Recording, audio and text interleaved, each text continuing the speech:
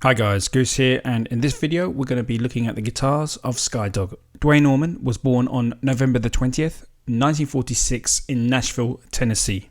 Duane's brother, Greg, saved up enough money to buy his first guitar, a Silvertone, while Duane bought a Harley 165 motorbike and became the terror of the neighborhood, tearing up and down the roads. The two brothers took it in turns to play this guitar, and they were often fighting over it. Duane's interest in guitar soon became greater than his interest in dirt biking. Not long after this, he wrecked his motorbike and traded it in for a Silvertone guitar of his own. After he saw B.B. King perform, he told his brother Greg, "We got to get into this." Duane learned to play very quickly and soon became the better guitarist of the two brothers.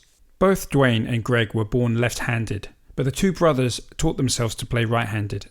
At the end of 1960, Duane's mother bought him a cherry red 1959 Gibson Les Paul Jr. In 1963, Duane and Greg formed their first band called the Shufflers. Greg played lead guitar and Duane sang. In 1964, after seeing the Beatles on the Ed Sullivan Show, Duane formed a new group called the Escorts. And in 1965, the Escorts opened for the Beach Boys. Duane used his Gibson Les Paul Jr. from around 1961 until 1964 or 1965. Then, apparently, he pawned it. And some years later, Delaney Bramlett walked into a pawn shop and randomly purchased a red Les Paul Jr. Later, he showed this guitar to Duane, who supposedly recognized the guitar as his own by a gorge or scratch on the back of the body.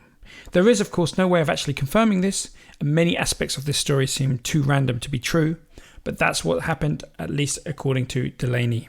After 1965, Greg and Duane formed the band Allman Joys, and they went on the road performing throughout the Southeast, and eventually were based in Nashville. After this, the Allman Joys became Hourglass. Here we can see Duane Allman's 1960s Gibson ES335. This is the guitar that he played in one of his earliest bands called the Escorts. He also used this guitar with the Allman Joys until 1966, before switching to a 1954 Fender Telecaster. This guitar spotted a cherry red finish, block inlays and a Bixby tremolo.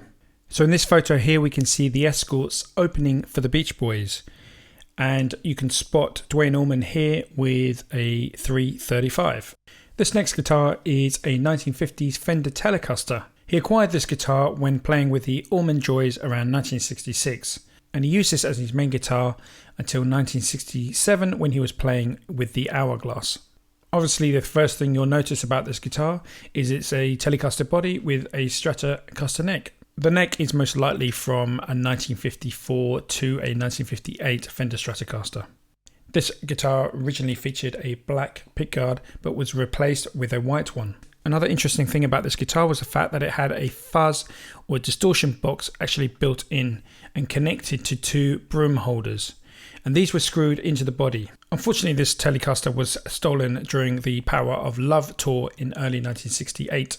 Greg Allman states in a Guitar World Acoustic magazine interview, Duane traded his main road axe in 1956 Telecaster body with a 53 hogback Stratocaster neck with some kind of crazy booster on the side for a Gibson J45.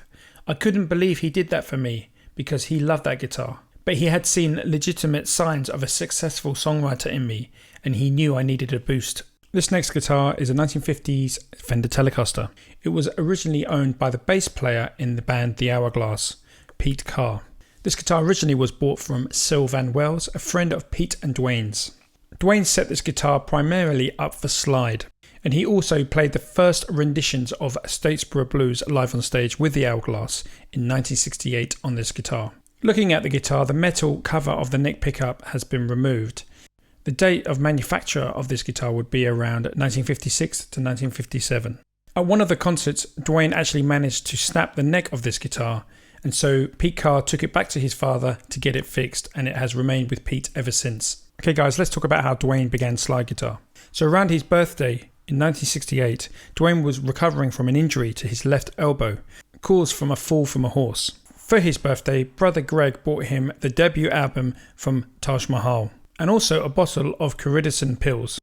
He left them on the front porch and rang the bell, as Duane was angry with him about the injury. About 2 hours after I left, the phone rang. Greg recalled. Duane had pulled the pills out of the bottle, washed off the label, was using it as a slide to play along with the album track Statesboro Blues. Duane had never played slide before, Greg said. He just picked it up and started burning. He was a natural. The song became part of the Allman Brothers' repertoire. Okay, this next guitar is a 1957 gold top Gibson Les Paul Standard. I'm first going to read you a quote from Tommy Compton, who was the original owner of Duane's 57 gold top. I bought the 57 gold top out of the local paper, guitar and amp for $250. Duane saw it in our apartment in early '68 when the Hourglass came through town. He later called from Jacksonville, Florida and asked to borrow it for a gig. Johnny Sadlin was here for military physical, so he carried it to Duane. Long story short, the Hourglass broke up and Duane disappeared with the gold top. My dad was about to put out an APB on Duane, so I called Greg at his mum's and had him send a Wurlitzer electric piano to my brother for the guitar.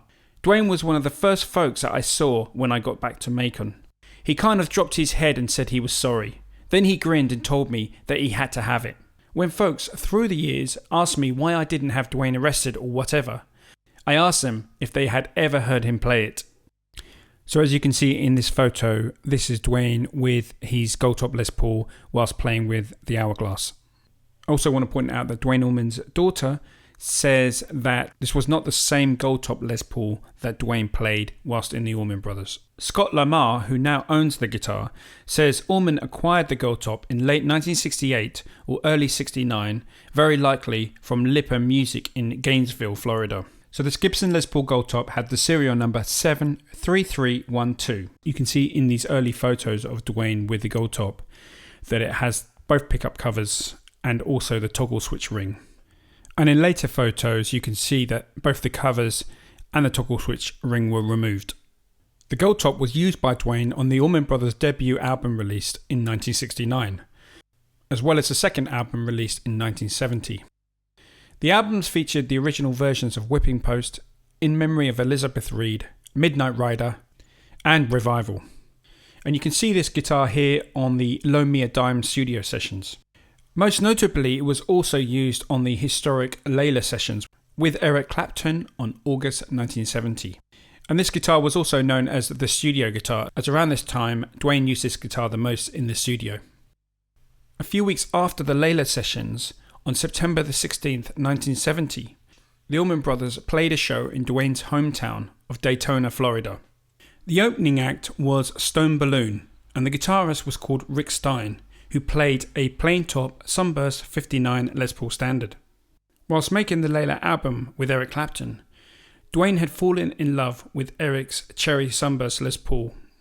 Derek and the Dominoes keyboard player Bobby Whitlock recalls that Layla was done before Duane left the sessions. He also states that the gold top was a main instrument Duane used in this period, and was very adamant about it being the guitar on Layla.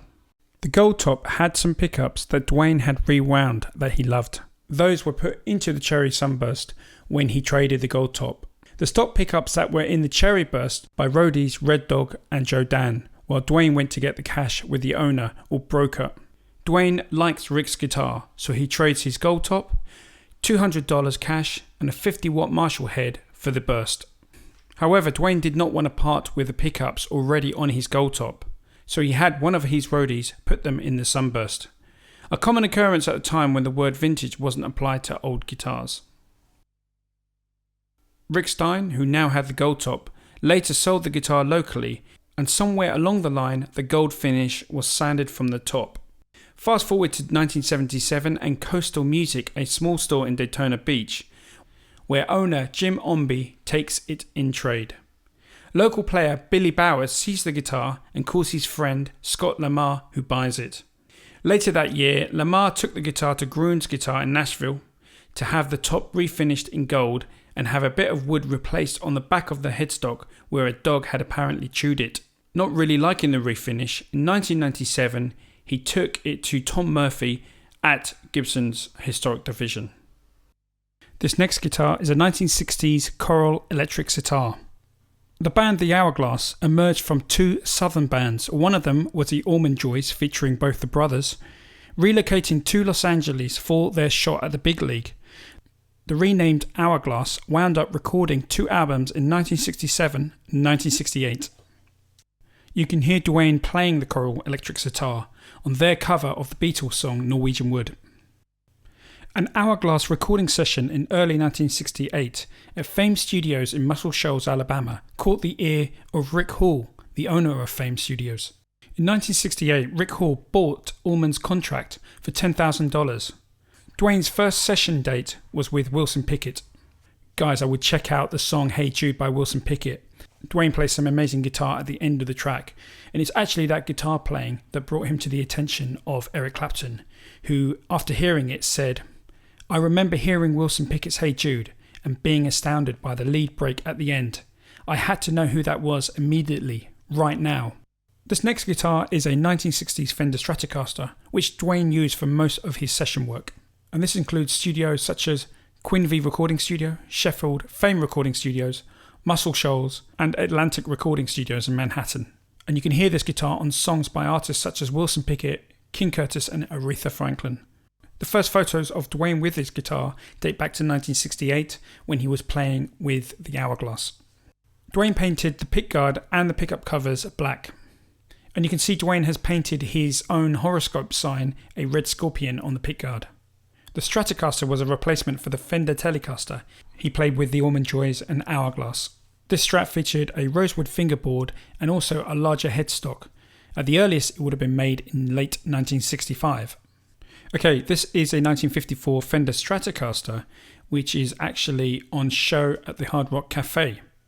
The Hard Rock Cafe state that Duane Allman played this guitar, but I personally can't find actually any evidence of it. The serial number of this guitar is quite interesting as it's number 19. This is an Alpine white 1963 Gibson Firebird, and in this photo you can see it being played by Duane Betts. The story goes that Duane Allman fell in love with this guitar and he bought it off Wilson Pickett's guitar player. There's no certainty that it was actually used on a session or anything like that, so if you have any information about this guitar or Duane Allman, a photo with Duane playing this guitar, it would be great to hear from you. This is a photo of Duane playing a Sunburst Gibson ES335. As you can notice from the photo, the pickguard and pickup covers have been removed. This would have happened around June 1970. By all accounts, Duane used this guitar with the Allman Brothers around 1970, and he used it at the same time that he owned the Gold Top Les Paul. For the record, guys, in my opinion, Duane Allman never played a Gibson semi-acoustic ES345. However, Dickie Betts actually early on in the Allman Brothers did use an ES345 with a trapeze bridge. So this Gibson ES335 dot neck Sunburst model would have been a guitar that he owned in the early days of the Allman Brothers. Apparently years later, Dickie Betts gave it to a young Eddie Shaver along with Dickie's 55 Strat, which would become Eddie's workhorse guitar. After Eddie's death in the year 2000, the guitar has now ended up with Willie Nelson, and apparently Willie keeps it in his safe. Here we can see Duane with a 1950s Gibson Les Paul Jr. This is footage of the Allman Brothers playing a concert at Love Valley Festival in 1970. It's quite possible that this was his backup guitar. As you can see from this photo, it is a TV yellow colour and comes with one single pickup, a tone knob and a volume knob. Not much is known about this guitar, and there's not a lot of photos with Duane playing it. This is a 1966 Fender Coronado 2 guitar. Apparently Duane bought this from the Macon Music Store and traded it for a yellow Les Paul Jr. in the late 60s. Notice in this photo of Hourglass performing, Duane is holding a Telecaster, but behind him to his left is a Fender Electric 12-string guitar.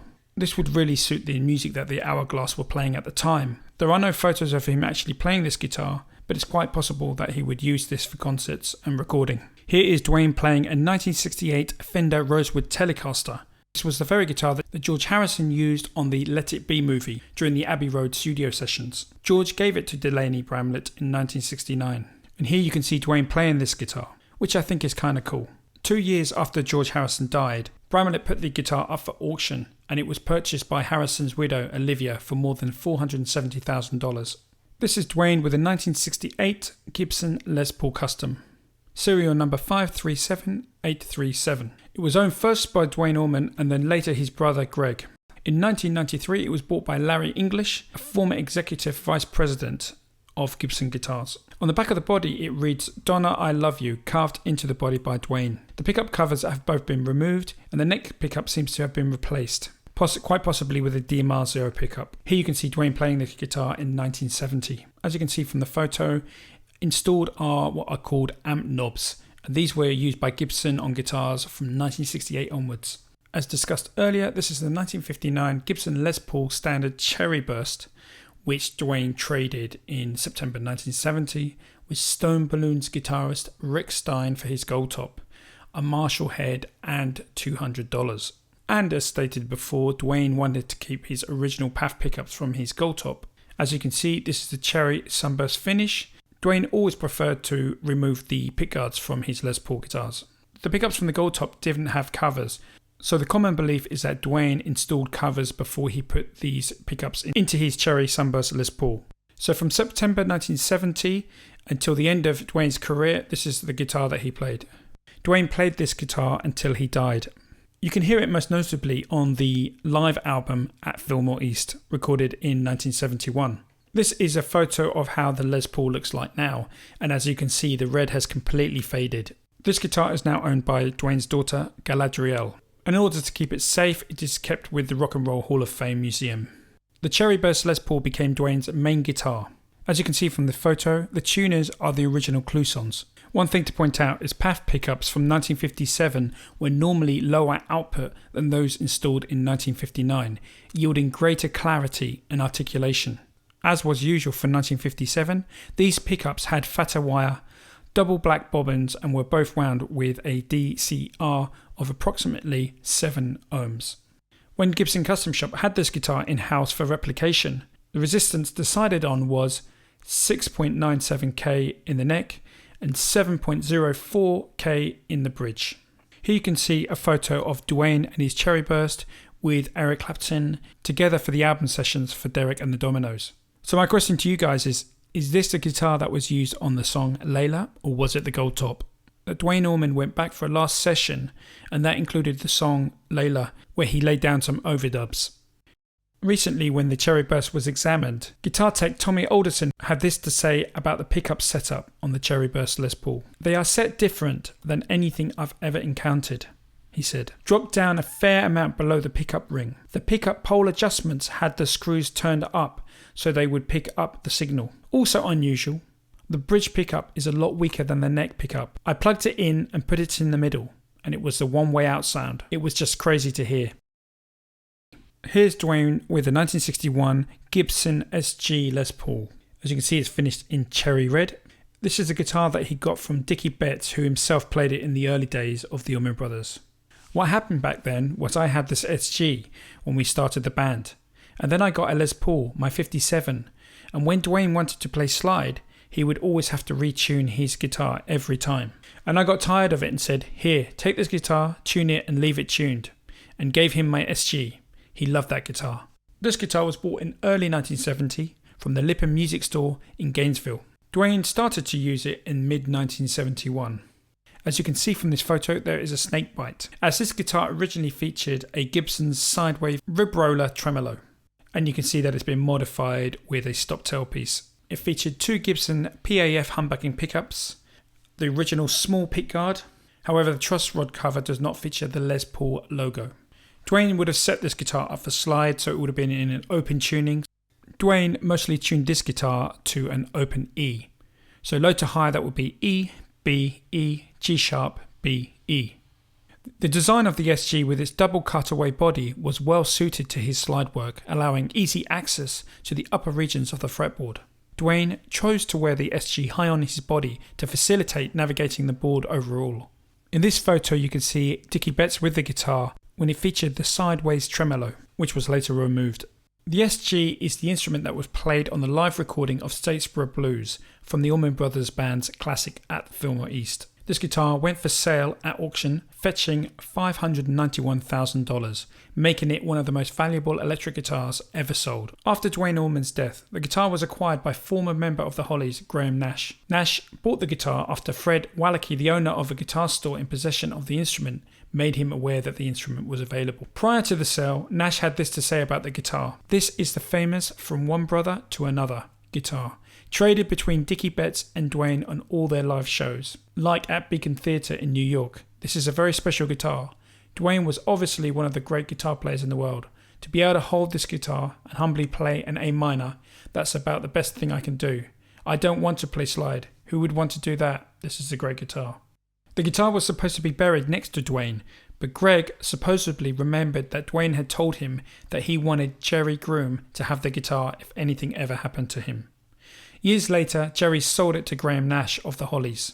Since that time, the guitar was featured at the Rock Hall of Fame exhibit hosted by Nash. Okay, this last guitar is the guitar known as Hot Lanta. This is quite probably a 1959 Gibson Les Paul standard, and it's known as a Dark Burst.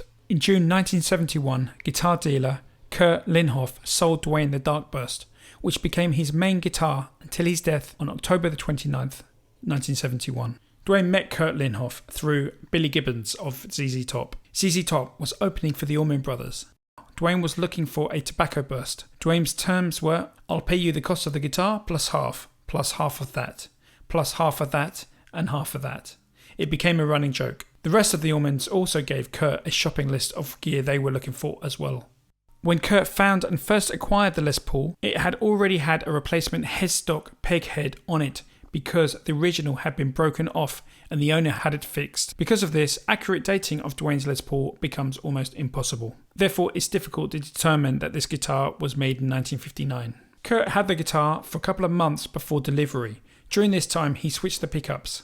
The rhythm pickup was switched to the bridge position and the bridge to the rhythm. This was a common practice amongst early burst connoisseurs, as the Les Paul was designed originally as a solid body jazz guitar. Hot Lanta pickups measured 8.7 ohms in the bridge and 8.3 ohms in the neck. Kurt says he has only come across one path that was hotter than Hot Lanta, and that was a path reading 8.99k. Fittingly, it was Scoots who travelled to Cleveland to transport the guitars to New York. Kurt Linhoff states, Duane was flawed and in love. Duane tried out the Tobacco Burst against the Cherry Burst. Others have stated that this guitar is a 1958 Tobacco Sunburst, and that originally it came from San Antonio and belonged to Christopher Cross. Even though this is sometimes called the Tobacco Burst, it has a dark red ring around the edges. It's not known if the headstock has actually been replaced or just repaired. Those who have personally examined the Tobacco Burst believe it is a 1959 model. When the guitar needed refretting, Twiggs Lydon didn't want even to let the original frets go, so he just hammered them into the back of the guitar, spelling Duane. After Duane's death, Greg had the Dark Burst, but the band's road manager Twiggs Linden was worried about its fate. A classic card aficionado, Linden traded Greg a 1939 Ford Opera Coupe for the guitar. Determined to hold it for Galadriel, he took the guitar on tour with the Dixie Dregs, and it was on the road with him and the band when Linden died in a skydiving accident in 1979.